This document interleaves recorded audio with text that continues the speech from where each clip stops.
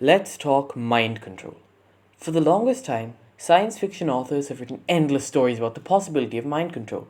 Imagine that, being able to control people and to make them do exactly as you say.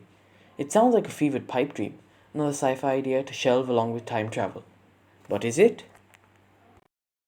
On the 12th of September 1957, an American researcher called James Vickery told a crowd of horrified reporters that he had revolutionized advertising. Subliminal advertising, as he called it, was the next step in marketing.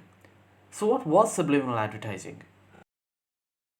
In short, subliminal advertising is where you influence the viewer's decisions or choices by very quickly flashing messages on the screen. How quickly?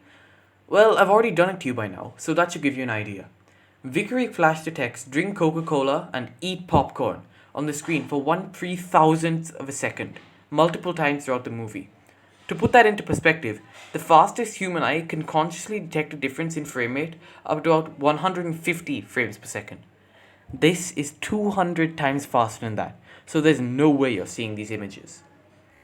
The results of Vickery's experiment were astounding. He showed an increase of 57.7% in the sales of Coke and 18.1% in that of popcorn. If that was true, it would completely blow all other types of advertisements out of the water. So, what went wrong? Why aren't we all mindless drones today? Let's continue the story.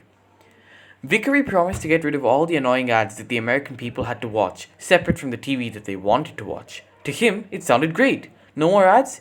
People will love that. The reporters, however, had different ideas.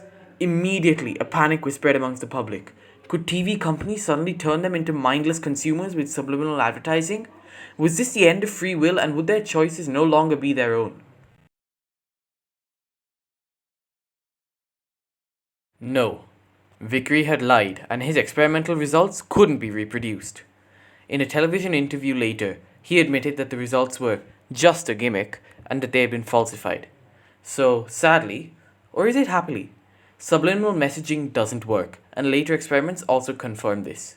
So, is this the end of mind control? I'll leave you guys with another thing to think about. Disclaimer, I'm not an expert on any of these topics, and this next theory is just a theory. It could be completely wrong for some rookie neuroscience reason, and I'll never know. Nowadays, we're getting closer and closer to having computer chips embedded in our brains. Now, the brain works by sending electrical messages to other parts of the brain as inputs. For example, if you touch something, that message travels as an electrical impulse to your brain. Now, what if those chips in your head were used by some government agency to control your brain too? Pretty spooky, right? Anyway, this has been Animagician here with another video. If you liked it, please subscribe and share it with your friends. Thanks and bye!